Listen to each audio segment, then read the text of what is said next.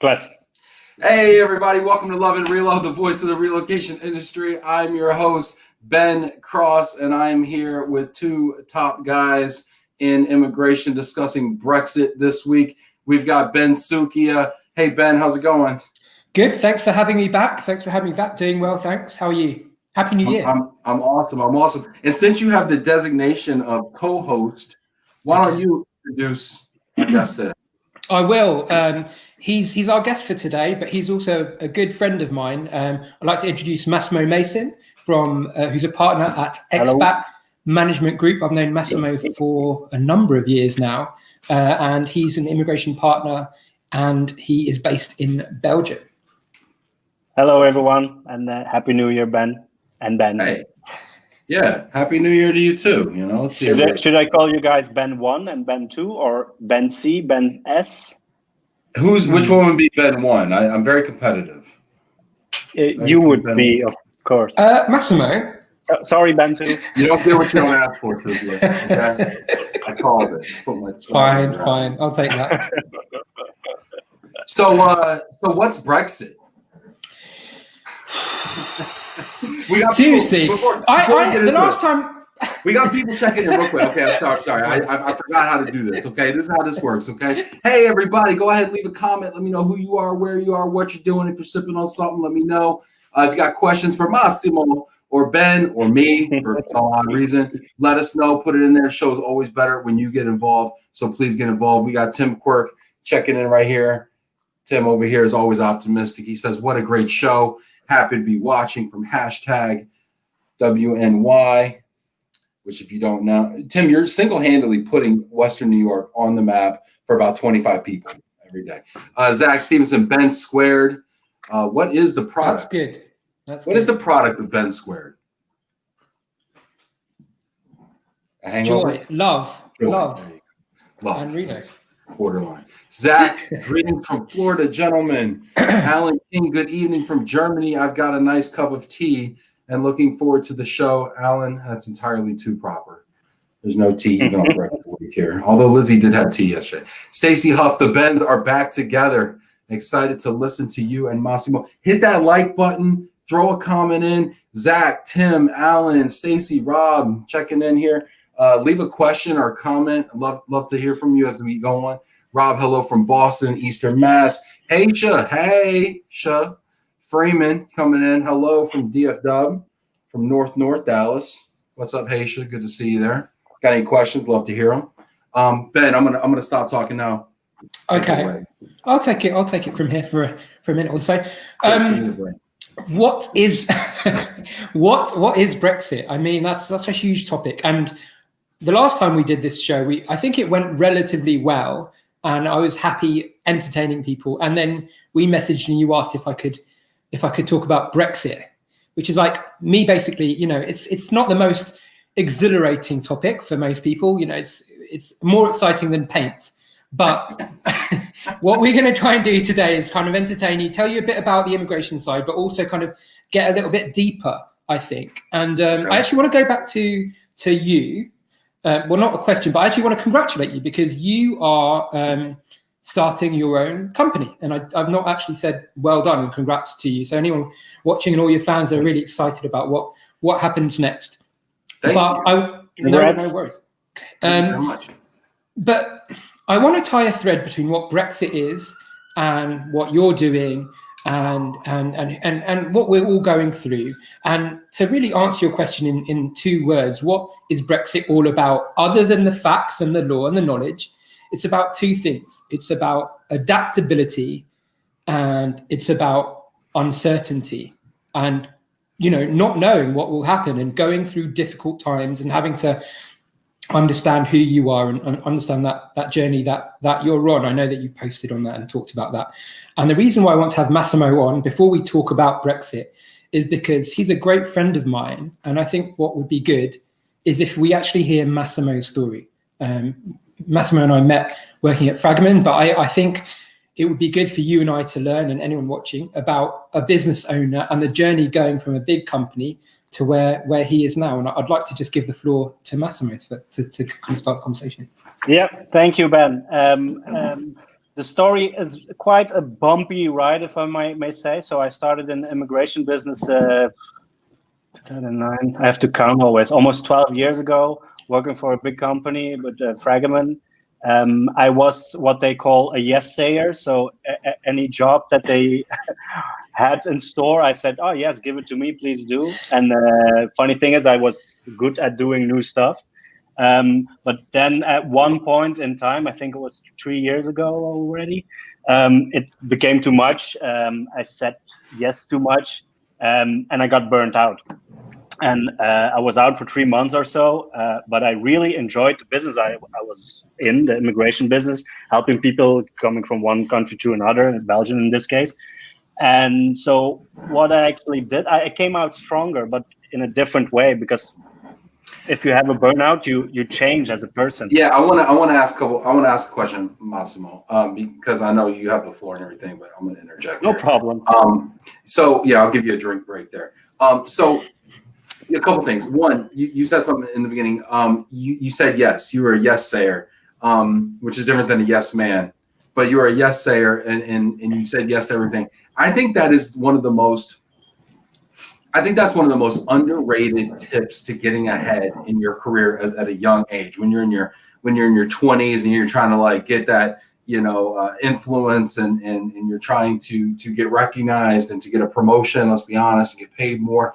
My father-in-law talks about that all the time, just taking on more. Mm-hmm. But inevitably, there comes a point, which is where you found yourself, which is when you get burnt out. Yes. Right. And you get burnt out and it breaks you. Right. Totally. I happen to think that break point is also like a breakthrough point where you transform, to your point, right? You kind of mentioned it changes you, right? It transforms you in a way. It breaks you and then you rebuild differently. How did you rebuild differently? Or how were you different post breakdown? Well, first of all, I talked about it, and especially I was honest about it, because the feeling you have when you burn out is like, I'm a failure. I can't do anything right because you're doing 20 things in a wrong way because you're doing too much. So I talked about it with friends, with family, with Ben. I went to a psychologist, and that really helped me to understand that actually the human brain, it's toxic. Whatever your brain tells you, it's because it's like a cell phone. I turned off all my notifications because my cell phone is constantly telling my brain, and my brain is telling me, you need to look at your cell phone. So I'm trying to understand the way the brain works, and that not everything that's inside your brain is something you should action or. And just to clarify, because everybody watching this is on their cell phone right now. So just clarify, now is an okay time to be on your cell phone. It's after this that you don't want to look at your cell phone, but every day at 4 o'clock, definitely check your cell phone. We got some people checking in here. Henri says, I couldn't find you on LinkedIn, so here I am on YouTube. Henri, we do this every day, bro, if you can't figure it out. Oh, man. Can you guys hear my garbage truck out there?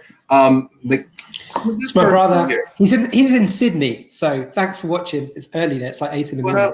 8 in the morning. Wow. Is that early for an immigration professional, 8 in the morning? It is for me. after burnout, yes. Yeah, there you go. Joanna, hello, everyone. Tim Quirk. I have a vision that Sookia had pizza for dinner. If my vision is correct, can you still eat pizza in the UK post-Brexit? Sidebar question. You can just about eat pizza if you know the right people. If you know the right people, you can eat pizza. But is there like a pizza? Are you guys like locked down from pizza? Is there a pizza lockdown? There's a pizza sort of mafia, and if you know the right people, they can make you good pizza. Otherwise, you're just eating the frozen stuff. I don't understand. Is there no takeout right now? There's only takeout. I have a friend of mine that is only getting food on delivery, so there's only takeout. You're not allowed to leave your house. I just spend all my day in this. What do you mean not allowed? You can't walk down the street? No, you can, but only the supermarkets are open over here, and you can't get a coffee anywhere. You sort of have to get takeaway and then walk in the park, or you actually. The worst thing is if you want to buy a beer, you can go to a pub. They sell you beer in a milk carton, a 4-pint milk carton, and you drink in the park with a plastic container, a 4-pint plastic container. That's not a joke. That's genuinely, you're not allowed to. Sookia over here finds it hard to be up by 8 a.m., but he's drinking in the park out of a milk carton. I mean, it's true. Isn't walking the new national sport? Because in Belgium, everybody's walking now these days. That whenever you go to a park, it's filled. It's too crowded because everyone's walking. This is great. We got Jack checking in. Hi, everyone. What's up, Jack? Jack, I love you, man. Sorry about yesterday. Michael Atkinson, Happy New Year, everyone. Michael. Hey, Mike. Mikhail Sookia, totally agree. Saying no to taking on more work is a lot harder than people think. Yeah, but if you say no, let's talk about it. Let's unpack what Mikhail says. If you start saying no, people stop asking you, don't they? Or is that wrong? Well, the feeling I had at that point, if I don't say yes, then I won't climb the ladder. So it was part of the way that it works. And also, I wasn't a good student. I studied a lot longer than it usually takes for my law degree, or for the law degree. So I think there was also that bit of, now I really need to achieve something.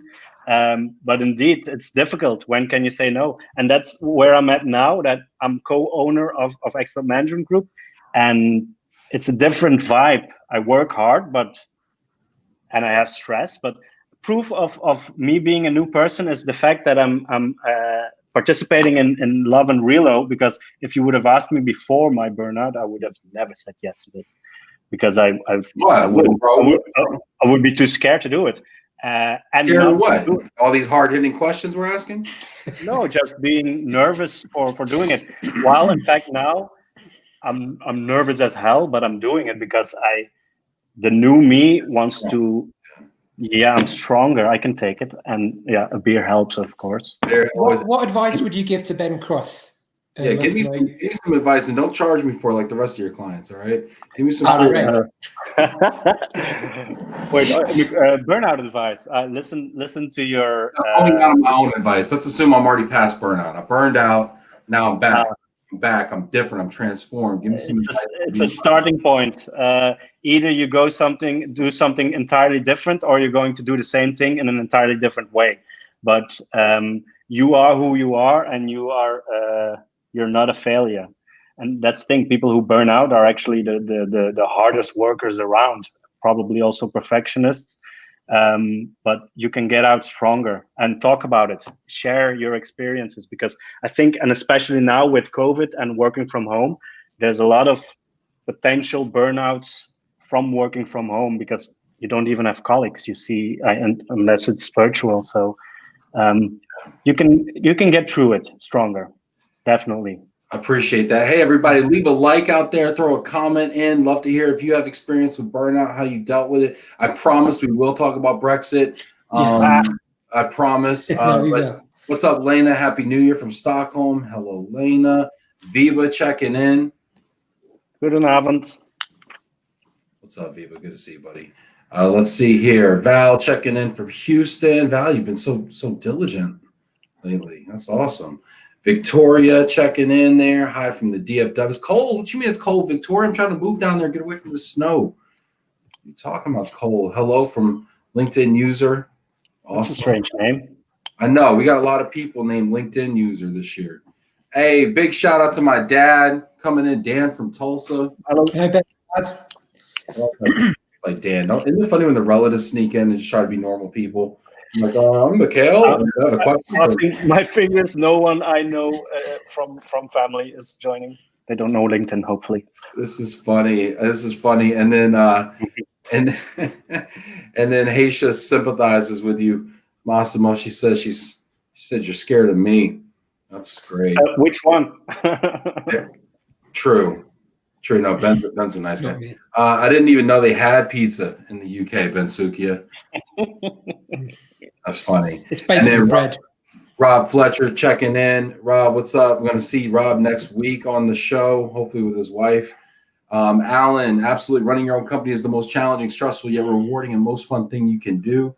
I can imagine going back to a full-time job. Me either. Seriously. But man, it's crazy the amount of work. I had to set up a 401k today. Like, you don't even think about that stuff, you know? That's also the thing. You keep coming up with things. Oh, okay, I need to do that. So every day is a new day. I've noticed, which makes it more energetic. Like every day is a surprise. Sandra Clary, thank you for your transparency, Massimo. So true, and love your perspective. By the way, zero to be nervous about here. It's all about the mobility love. Molo. Molo. Molo. YOLO on the Molo. Thanks, Sandra. Appreciate you. And this guy snuck in also, acting like he's all here watching. Philip, we love Philip. He's part of the immigration squad family. Squad. Sookia squad is wild, I hear. Katie checking in from Connecticut. Hey, I hit burnout often. I switch gears with volunteering for a cause I believe in to get refreshed. Just volunteering one Saturday can re-energize me for a month. You know, I mean, I can keep talking about it. I'm sorry, Ben, but that's also something that I realize now, that the corporate immigration part of it, and Ben, we've talked about it too, Ben too. There's also the non-corporate side of immigration. So at one point, I really want to do, because I'm an attorney, I also do asylum cases pro bono on the side when I have time. Obviously now less, but I think at one point I really want to focus on that too, because that would give me even more energy, because it feels like you're really helping people. I'm not saying that helping expats isn't the same, but it's different, if you know what I mean. So I totally relate to what Heysha said. If they storm the capital, can I seek political asylum in Belgium? Massimo wanted to say something about this. Massimo, go on. I didn't want to talk about the storming of the capital unless a US national started about it, because it might be sensitive. But I looked it up. Apparently, the last time the capital was stormed was in the War of 1812 by the British. And another fun note is that the peace treaty of the war was signed in the city of Ghent, which is one of the most beautiful cities of Belgium. Wow. The world is Massimo so is here small. to make peace between Ben Cross and British Ben Sookia. Ben Sookia, my colonizer. Hi, Massimo, and Ben too. Massimo, he asked Massimo, what was your? You know what? Forget Brexit. We're going to talk about Massimo and burnout. Yeah. What was the biggest lesson you had to learn after your burnout? Taking it, especially in the beginning, I had to take it easy and take my time and realize that I'm a different man. That's the worst thing, that the first months after your burnout, you have that feeling, I'm a failure. I want to go back to just before the burnout when I was Superman, but realizing that that's never going to happen, that you'll never be the same person, that you'll be a different person, but stronger. That's the biggest lesson. And feel good about yourself, that you will never go back to that period of time and who you were, because this is a better me. Yeah. Well, that remains to be seen. All right. You're great. I like you even better. All right, checking in here. I'm sorry. I my snarky sense of humor. I'm sorry. I'm really not. No, that's my type of humor. That's because when I also gave you a top 5 of British comedy shows, because I had to think of a top 5, and that's the thing. UK. This is a good comedy. This is a good segue. Okay, Massimo, no doubt you're a superhero. I want you to know that it's an original idea. Can we play that top 5? This is a good segue into Brexit. Let's get on taking over the show. Let's get on to Brexit and Britain, and we're gonna do that. We're gonna do a top 5 here in a bit. But first of all, so go back to what we were originally talking about, Ben. I said I led off the show with what's Brexit, and I know it's a broad thing, but really, what do people need to know? Not everybody's as well versed on these things. What do people really need to know? Educate us. I think, and I want to follow on a little bit from Antonio and Fiona's discussion here, and not go too much into the legalities of immigration. But I think we need to look at what Brexit is, the world that we're in just before the pandemic and the world that we'll be moving into.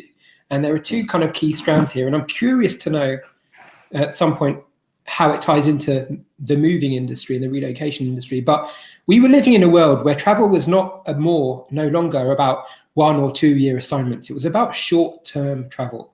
It was about people coming in for 3 months, 6 months, 3 weeks. And what were the implications then? And that was the past, and what we've moved into now is a more digital world, in that people are the digital nomad type visas that are starting to crop up. So I think we should focus on that. But one of the key areas that I want to really hone in on and kind of get your opinion, Ben, and cross fertilize that with Massimo's is what you can do if you're coming in short term. Because the biggest question I would have, I still have now, is I get a call from a client, Mr. Ben Cross. He's opening this huge show and traveling all left, right, and centre. And BBC's going to pick up Love and Reload. BBC, prediction for 2020. Ben, I mean, your middle name might be B, and then it's Ben Broadcasting Cross Corporation or something. But look, I would get a call and I'd say, look, I'm coming in to shoot my show, film my TV show in Belgium or Netherlands or Spain, and that would be work. And I would then say, look, you're going to need a work permit. It's going to take 2 months or 1 month, or Italy could be several months. And I would then say, if you're only going in for meetings, then you can go in as a business visitor, and it would be quite easy. And then the client, Ben Cross, would say, well, I'm actually only going in for meetings, but that wouldn't be the case. So what I'm trying to say here is actually in terms of what you can do legally versus how much can you circumvent. And I want to focus on circumventing because you want to take those risks. So Antonio says, I don't like the word circumvent. you embrace I do. No, okay. I want to go back to that because I respect Antonio, and I respect the lawyerly approach, and the approach within me is to be cautious. But Ben, I get people like you who are prospective clients that say, well, that's not good enough. I need to know specifically what I can do that's up to the point of being legal. Do clients push us sometimes to do things that are Massimo? illegal? Or sometimes they call you when they're already in an illegal status, which is also forcing you to, unless you reject and don't want to help them, but sometimes it's already the state they're in. But forcing, well, it's not forcing, but I do think that sometimes they go for a better answer somewhere else, which might not always be the compliant answer. Yeah. So they find somebody that's going to tell them what they want to hear. They're just going to keep. That's like the internet. You'll always find your answer on the internet if you just write your Google search, and I think you'll always find someone who will tell you that it's fine to overstay 90 days or to work on a C visa. I mean, probably, or they'll judge for themselves and go forward themselves. But it's a decision you'll have to make for yourself. Like, how strict are you as an immigration advisor? Or is it just saying no, you can't do that, or is it no, but let's see what we can do, or let's see what other legal paths there are, without being in compliant, of course. I want to jump in here because I want to go to a kind of point that's might become more contentious. But what part of you, Massimo, is the lawyer? Because there are lawyers here watching that are friends that are very legal and lawyer you, and it's, take the overly cautious approach. But there are the Ben Crosses of the world that are more entrepreneurial. Because I think, Ben, if you were a client, you would push Massimo to the point of what are you able to do? Is that my reputation that I push people beyond the boundaries of what's legal? I think you're an entrepreneur, Ben, and I think lawyers need to be better entrepreneurs, and entrepreneurs need to be having their foot on the compliance side, and I don't think we do that enough in our industry, in my opinion only. But I like Aura's comment. He's using the words street smart. So sometimes you can make things happen that at first sight aren't compliant, but I mean, you have lawyers only looking at laws and regulations, and the law says no, but you can sometimes, because that's what I'm not saying a storyteller, but sometimes I discuss a case with the authorities or with several different authorities, and I'll explain to them what I'm trying to do. I'll ask them, what I'm trying to do, is that compliant? Can we count on a bit of flexibility? I would never do anything that I know for certain the authorities wouldn't be comfortable with, but there is flexibility, and that's also not ask questions you don't want to know the answer to. I feel like that's also the thing too, right? It's like, I'm not going to ask you what you're coming into this country for, or I'm not going to ask you things that I'm going to have to disclose. I mean, my realtor and I have an understanding about radon. Anyway, let's see here. We got a couple of comments here. I want to get to those as well. Haisha says, got to make sure that what they say at the border matches their paperwork. Visa as well. Haisha says, this is funny. Better to do it right and be compliant. Too many stories of a 5-year-old ratting out mommy and daddy when asked why they are entering the country. Yeah, gag the children. Yeah, that's so funny, because I remember a story of my parents were coming back from Canada with my brother and sister in the car, and they got, they stop at the border, and they ask them, okay, I'm going back to Oklahoma. Okay, cool. You have any guns? No, we don't have any guns. And then they look in the back and they ask the kids, are these your parents? And they're like, I don't know. I've never seen these people before. And they spent the next 6 hours trying to prove that these are actually their children. It was a joke. But yeah. What's your opinion, Ben? Like, if you were the client, would you want to? Here's my opinion. Honestly, my agenda as a person that's trying to get to a country and accomplish a task, to be honest with you, right? My agenda is to push you, and if your license or certification or whatever, disbarment on the line, and so you're going to push back to obviously make sure that you don't lose your livelihood, and I'm going to push as far as I can to ensure my livelihood. And there's going to be a little bit of a struggle on that, and I'm going to find out where the line is, and I'm going to rely on you to keep me legal, but I'm also going to push, because there is a lot of gray area and there is a lot of fudge, and I hear stories all the time from. And I don't mean fudging like in terms of what the rules are, because I mean they're written out. But I also have heard that that they are somewhat subjective, and that there are some gray areas. And I've also heard from my corporate clients, right, when they talk about their immigration providers, and they talk about how they don't get back to them, or they don't give them answers, or whatever, and so they're having to call all the time. They're having to push, and so an immigration provider might say it takes 2 months to do something, and you're like, well, does it really take 2 months, or do you take 2 months? And I mean, maybe I'm just American, maybe I'm just a person.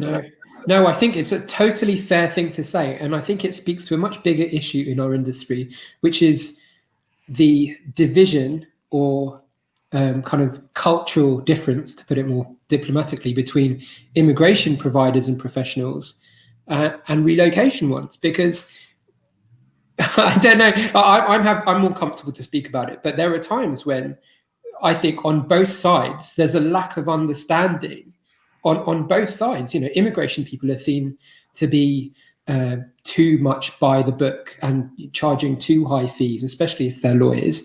And on the relocation, I'm speaking truthfully. Greedy lawyers. Well, no, they are seen. I'm not saying all of them. I'm seeing sometimes, that can be the perception. Not always okay. Global immigration attorneys. I know why you're asking me this question, because we discussed it. So, I mean, let's visit this question, because Massimo and I have talked about it as well. There's no such thing as a global immigration attorney. There's people that avail themselves of global immigration attorneys. So there are. I'm happy to talk about this. So you can be an immigration attorney in the US or the UK, Sure. But when you're coordinating global matters, for example, if I had a client that had an immigration case for Belgium, I am not an attorney, and I do not need to be an attorney to be given a case for Belgium and to coordinate that case with Massimo in Belgium. To be very clear, as I said, as I mentioned to you before, pretty much I think the only country where you need to be an attorney to deliver immigration advice is the United States. More or less every other country why globally. That seems ridiculous. So you're telling me the United States, because I thought that you had to be an attorney to practice immigration, but that is a uniquely American thing. Well, so I'm going to intervene. So for work authorizations and residence authorization, an employer can do it. I'm not saying it's easy. It's best to contact an advisor, of course, but in most, you have so many types of categories, and it's listed on the websites of the different authorities. You need to provide this, and this. You need to pay this amount, file it, and then you have your work authorization. I mean, but that's not all we do, of course. But you need to be an attorney in Belgium to practice before court. So to actually appeal decisions. Well, not even in immigration matters, because you appeal with the authorities. So you don't, Massimo, you don't need to be an attorney to do immigration in Belgium, do you? No. I know you are. Asylum cases, you need to be an attorney. But the corporate matters, the corporate immigration matters, not at all. All right. All right. So we have to get to something loosely pertaining to Britain. Okay, we have to. Yes, we promised people it's Brexit week. This is Friday. We're totally off the rails here. Okay, as much as I love talking about Massimo's transformation and burnout, and then Sookia's axe to grind with global immigration attorney, we have got to get back on topic. This is my responsibility. I take responsibility. So with that vein, we're going to pivot gently into a top 5. Okay, I promised there's going to be a segment. Today, we're doing new segments here. We're trying to up the production value, okay? We're going to go with the top 5 here. Stacy, would you kick us off there? Okay, we don't want the topic. We need the topic, Stacy. What's the topic here? What's the topic? Again, guys, hey, this is free programming. You don't pay DirecTV. You don't pay cable. This is what you get for free, okay? This is PBS. This is early days of PBS right now if you're in the States, okay? So what's the category? Okay, now you're just throwing stuff out, Stace. Okay. Comedy.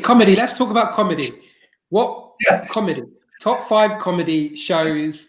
Yes. And Massimo hasn't even got the best ones on there, but go. No, I'm sorry, but my thoughts about this was we will miss the UK, especially we Belgians.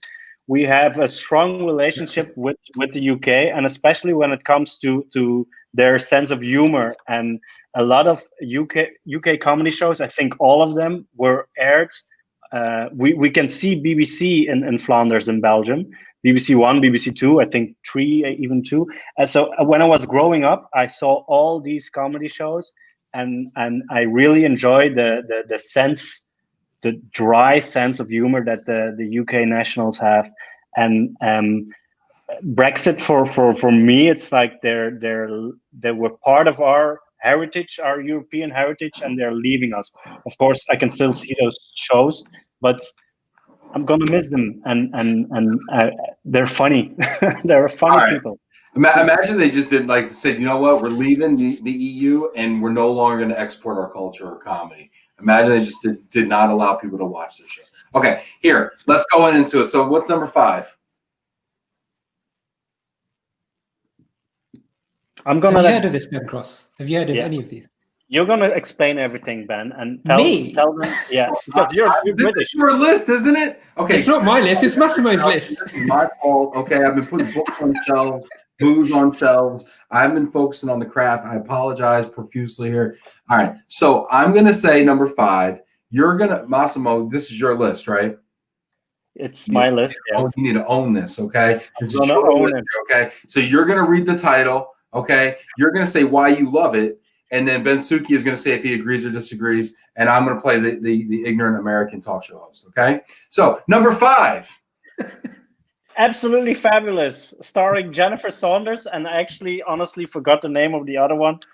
You have to help me out, Ben. But it's about two middle-aged women, and Jennifer Saunders. She's absolutely fabulous, and I know the theme song is "Wheel on Fire, Throwing Down the Road." So it's a top show, and this is a dumpster fire. I love it. Okay, so yes, I do know Absolutely Fabulous. It was running in syndication on Comedy Central when I was a kid.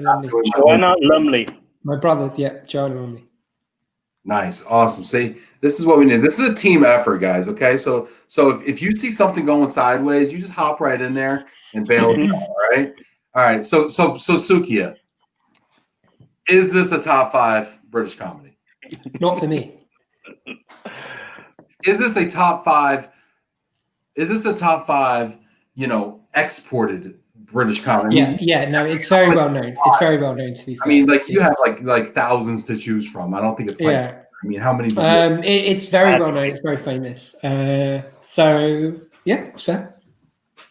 And then we got a link here. Thank you, Sandra, for putting a link in there. We need help here. We got Michael saying no. This is not No. I want everybody in the audience. You have a job too. You're going to vote, and you're going to make fun of Massimo's picks if they're bad, and you're going to support him in fairness if they're good. I don't need him burning out right now on this show.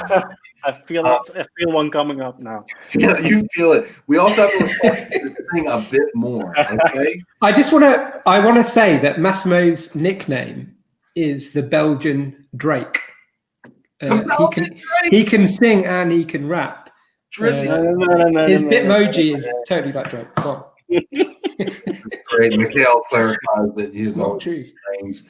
Oh, this is great. Dude, the last 5 minutes of the show qualify as a British comedy. Burned.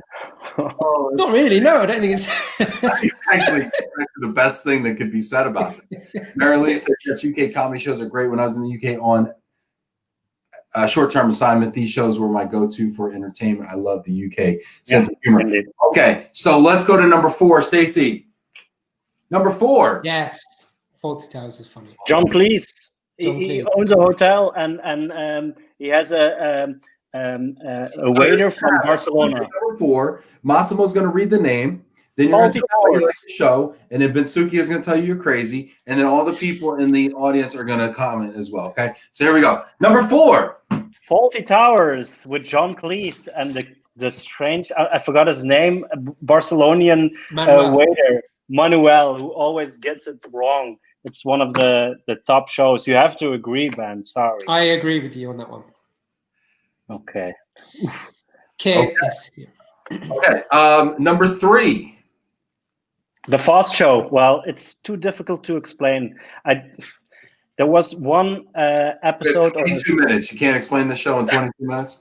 It's just absurd humor. That's all I can say. Look it up. Is this a top 5? There are better shows there, but it's very well known. It's very intelligent I humor. can't believe you missed 2 of the best ones, but never mind. Very well known is British for that's terrible. Yeah, see, Ben's starting to get it now. Yeah, the best thing I can say is that I've heard of it. This is great. Sandra's saying, I love the Brit wit shows, just not the super raunchy shows, which eliminates a lot. Is that true? Is the British sense of humor, Sookia, is it raunchy? It's not really raunchy. No, it's very dry. It's very dry and sarcastic. Is it not raunchy because you're raunchy and therefore it's regular, or is it raunchy? I mean, you know that I'm raunchy. You're really don't state the obvious. you're so not raunchy. Let's see if Andrew's got another link in here. Go hit that link. I have no idea what it is. Probably a virus. Okay, number 2. Blackadder with Rowan Atkinson. Yeah, Mr. Bean. Mr. Bean, but this is way better than Mr. Bean. It's like 4 shows, I think, 4 seasons, and every time it's like a different episode in English history. He's like a far-off cousin of King Richard Lionheart and then Queen Elizabeth, and he's always plotting to gain the throne, I think. It's black humor. I love it. Speaking of which, my buddy here Thought about it. Thomas Bailey came in. Lefty Ben, I came in on Is It Raunchy? You don't hear the word raunchy at Worldwide ERC. Okay, you probably don't hear it at Isla. You don't hear not even the after parties. Not even. No, we just do raunchy. We don't talk about it. Michael Atkinson, the Dutch. Shout out to Matthew Odai, who's probably the raunchiest professional I know. That's great. Sandra loves Blackadder. So you getting some support there from Sandra. Alan King, Blackadder, awesome. See, people are digging this. People are digging Blackadder. Yeah, Ricky Gervais. I like his latest show, his most recent one. Afterlife. That's actually, but that's not comedy. It's tragic. How did The Office not make it? Exactly. What's wrong with you? The Office. I had to be. I didn't have much time. Top 5. I don't like limits. If it was a top 10, like limits. He's like, I don't like limits. I don't understand that. I would like to take the comedy theme and bring it back a little bit for a second. Because okay, should we do number 1 and then? Oh, sorry, we can do number 1. Yeah. All right. Number 1. Hello. I grew up with it. Sorry, not everyone thinks it's funny, but English actors talking French and English. I mean, when you see the gendarme enter the cafe and he said "Good morning," I mean that's forever. I think my parents find it funny. I'm a changed man. Sorry. He's transformed. This is great. He's so. Sookia is so disappointed right now. This is wonderful. Ara says Little Britain is my favorite. Was in my top 10. Mikhail digs Alo. He's 10 years older than me. So basically, it's like the Golden Girls of British. Yeah, a little bit. Yes, the original Office, Alan. I agree with you. 100%. So I missed that one. Sorry about that. Sorry about my top 5. Alan Partridge as well. Never mind. This is great. All right, now you wanted to, Stacey. Thanks so much for running that little segment there for us. Shout out to Stacey Huff backstage here. Only Fools and Horses. That's good. That's very good. Yep. And then we've got actually a dark horse favorite here, Peppa Pig. Actually. Oh well. I like the way British people look when you make a joke and they're like not sure if you're joking, and then they just look around for like something else to like do. Michael Axton, what about Grange Hill? LOL on not liking limits. Yeah. Okay. All right. Cool. Ben, you wanted to pivot on the humor track a little bit. On the humor, I feel like we're all singing from the same hymn sheet a little bit here. But one of the things I would like to ask Ben Cross and Massimo to have in his input on is your show. I'm a big fan, as you know. And one of the reasons why I'm a big fan is it blends education and information with entertainment, and I think now and then we are a little bit funny. Well, you're very funny, but what do you think comedy and humor has a part to play in the future of delivering content in the global mobility industry, Ben Cross? You know what? I appreciate that question so much, Ben, because I think that it's been a little bit of a faux pas to be funny.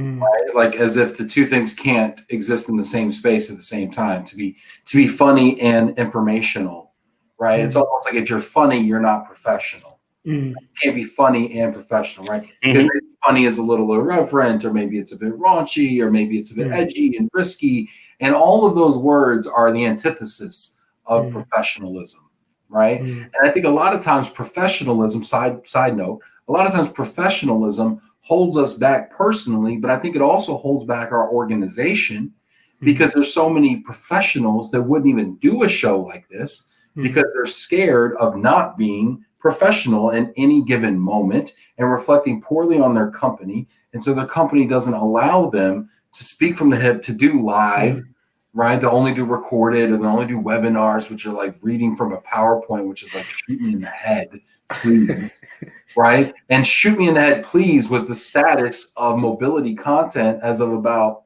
18 months ago. And now I think it's rapidly evolving because, you know, when I say some of the things I say, you know, and I'm fortunate, I think people forgive me half the time, you know, and they don't cancel me. I think it gives people license and permission to also be funny and be their true, authentic selves. I think this, man, like, if I'm going to take an hour out of my day to learn something or to like what I need to be entertained.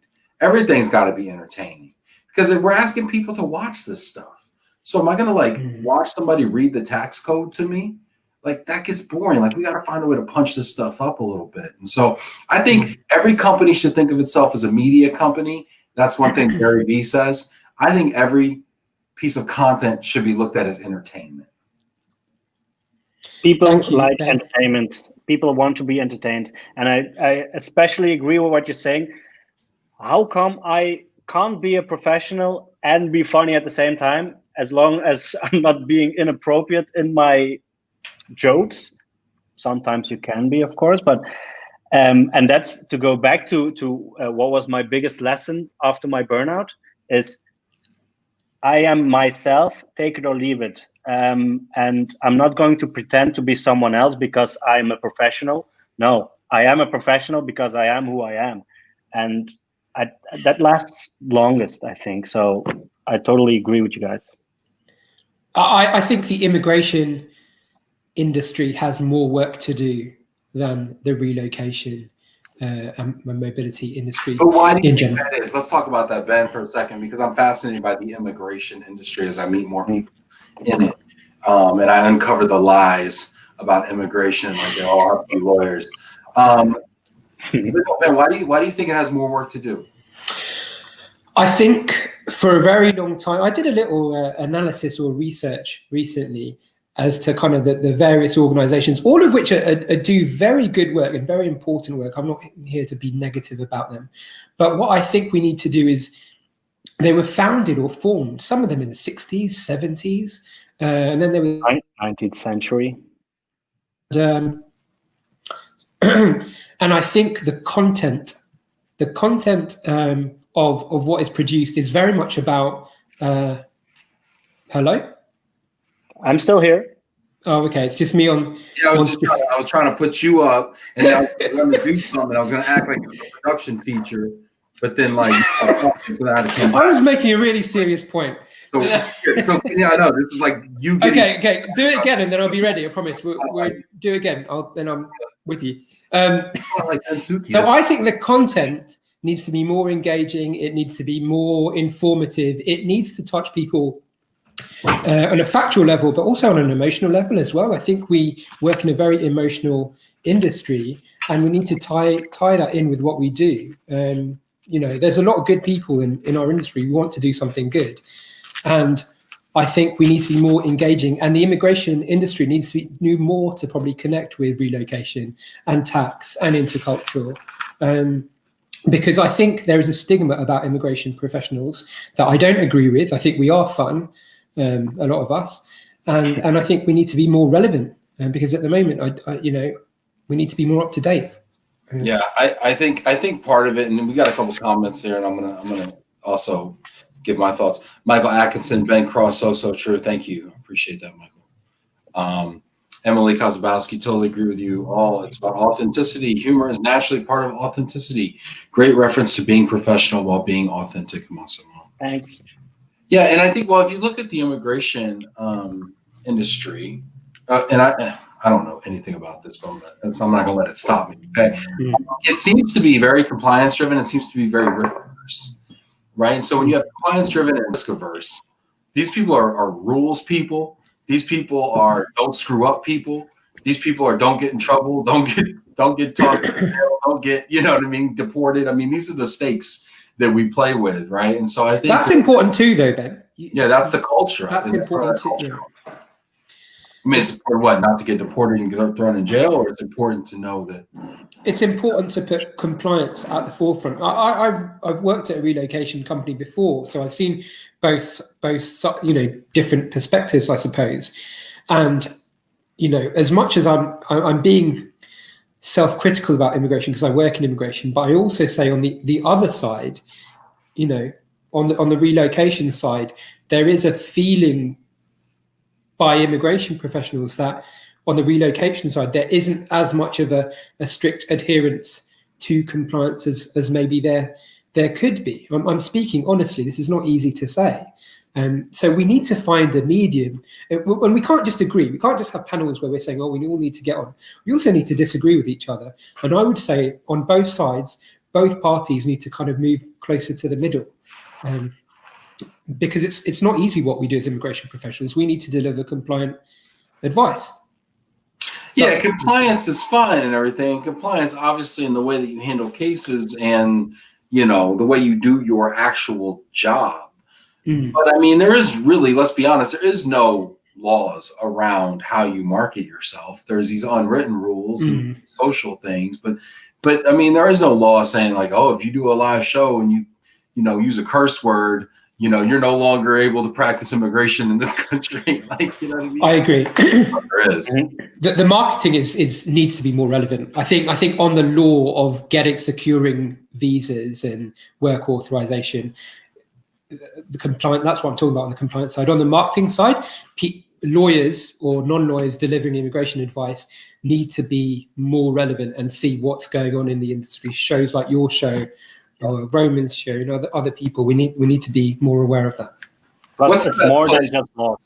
It's also it's also client services. So, okay, I get you work and residence authorization, but how do I get it? Do I update you regularly? Do I take you along, right? I'm not talking like hand holding, but it needs to be more than just you contact me, I collect documents, I file, you have the authorization. There's, I think, in the immigration side of it, that I don't know, but maybe there's more of a dry, and not in the sense of humor, but just dry service delivery. Like, here's your card, you can now come. See you next time.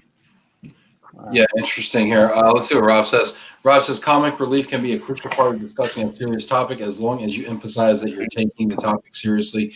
A humorous break can drive home how important the topic is. Interesting. Michael Atkinson, immigration attorneys sell law and not people. Law is only a process to achieve this. That's another thing. It's very process-oriented, right? So people who are attracted to process-oriented jobs, tax, accounting, immigration, process-oriented things. I mean, I'm going to make a broad generalization here, but maybe they're not people. Maybe they're more process people. You know. No, I agree. I agree with that. I think there's a tendency to kind of just think on the process, and it's all about relationships, as we all know. We've said so many times. Yeah, and then now I don't agree with Ara here.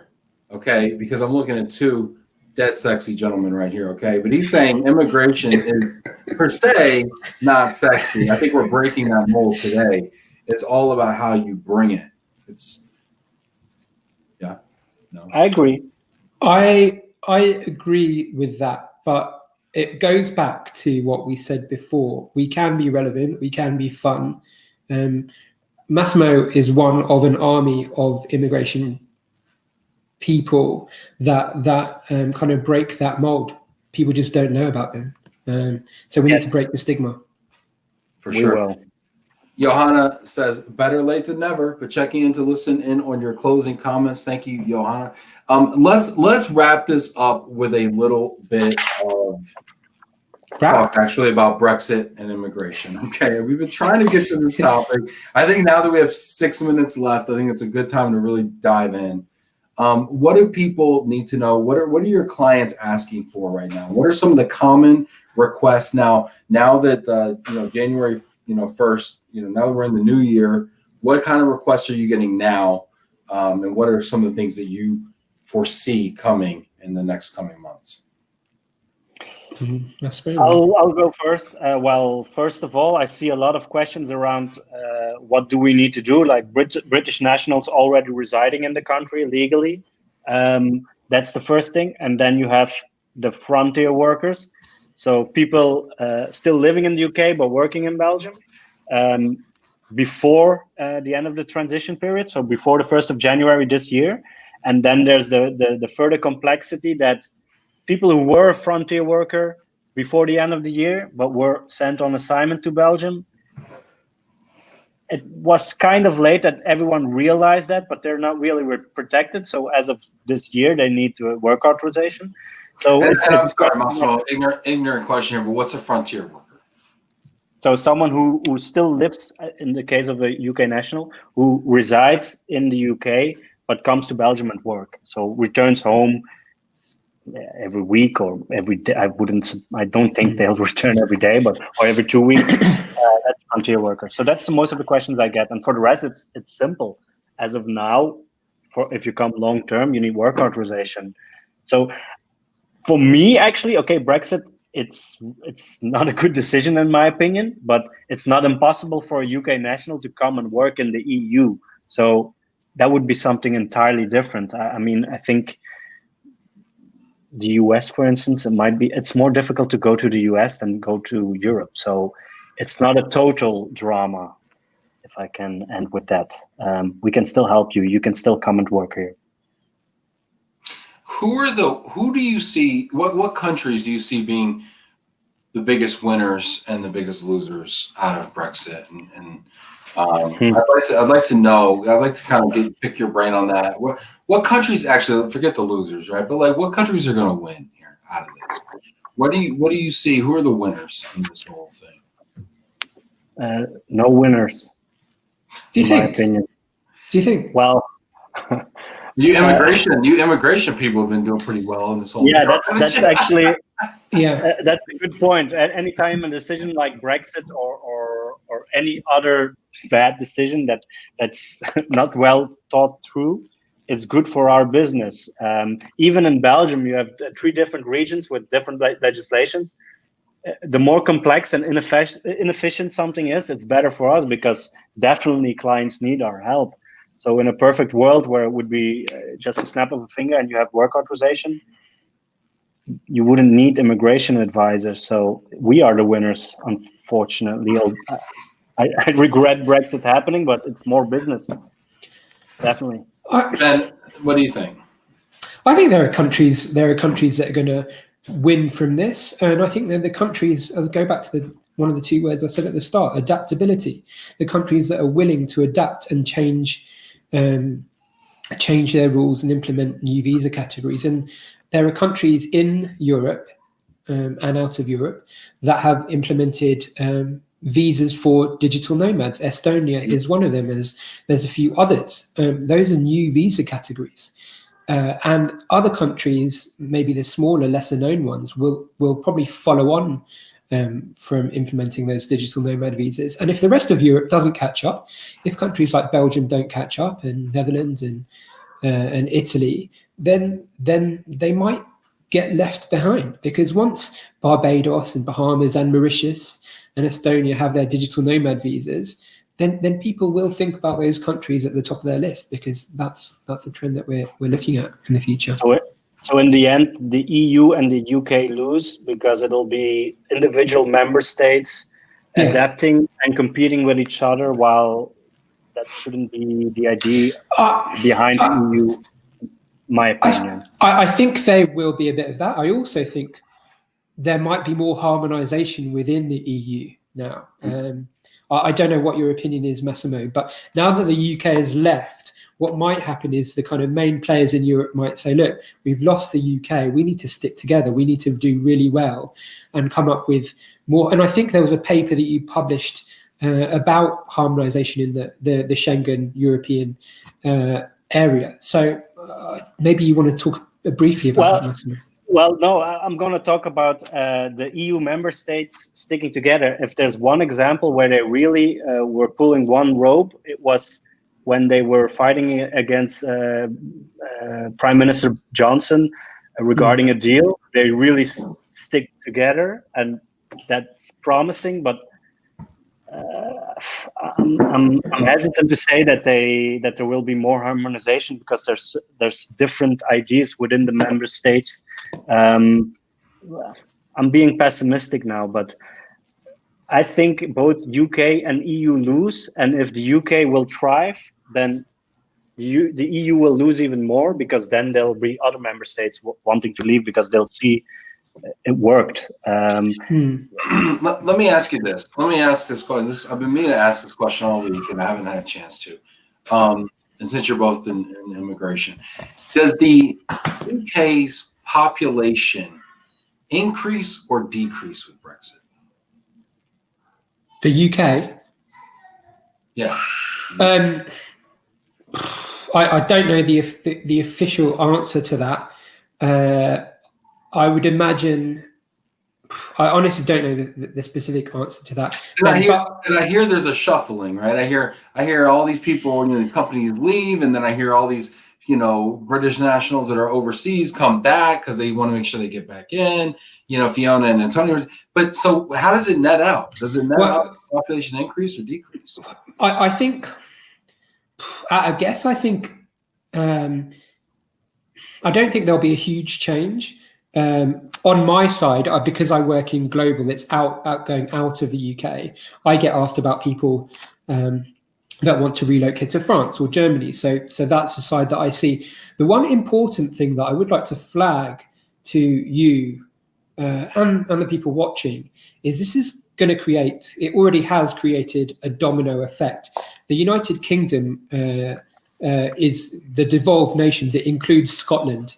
It includes England, Wales, and Scotland. And what's happened as a result of this is the Scottish Prime Minister has seen Scotland have had to leave the EU, but they did not vote to leave the EU. So now what they're demanding is that there is a referendum, a vote for Scotland and England to separate. So that would be a whole country of people. So the UK leaves the EU and Scotland leaves the UK. Scotland are saying we want a vote because we think we want to be independent. And then when they become independent, they want to rejoin Europe. And now Boris Johnson is saying, well, no, we're one country. We should all stay together, after having campaigned for Brexit himself.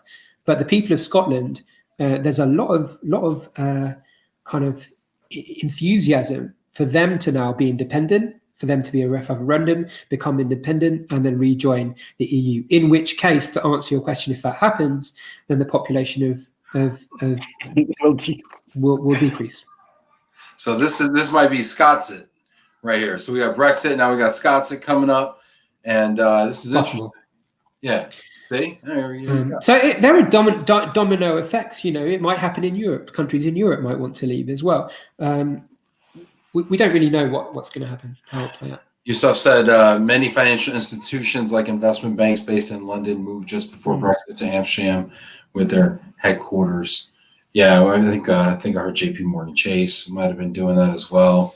We've got people asking about Hadrian's Wall coming back. We're running a bit over, but I wanted to ask you both for kind of a final thought. To share a final thought. Massimo, would you care to it's about the polarization that exists. Brexit is an example. What happened at the Capitol yesterday, that at one point, or on the one hand, I'm scared about that there's so many people who have an entirely different point of view regarding gender equality or racial equality or the way the world should work. But I have to admit that I don't listen to them. I judge them whenever I hear someone saying something I don't agree with. It's like, are you right wing? I'm not going to say the word. While in fact we should communicate to each other and listen to each other, because there are values that we do share, be it love for your family or anything. We're not that entirely different. So my final thoughts are, let's listen to each other and compromise like we Belgians do best. Well, actually, you make beer best, and then you compromise maybe second. And chocolate. And waffles too. And waffles. So compromise is like fourth on the list of things you guys do. So it's like right after Absolutely Fabulous is compromise. Then favorite beer, by the way, my favorite beer, St. Bernardus at 12. Seriously, it's good. That's wow. Ben, you're the American I like most. There you go. And there's a lot of them. I said it. That's a lot of them.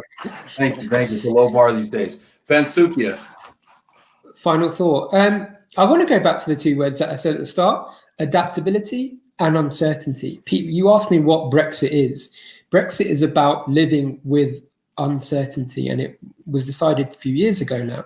And once you have that uncertainty, who can adapt, and how do you adapt?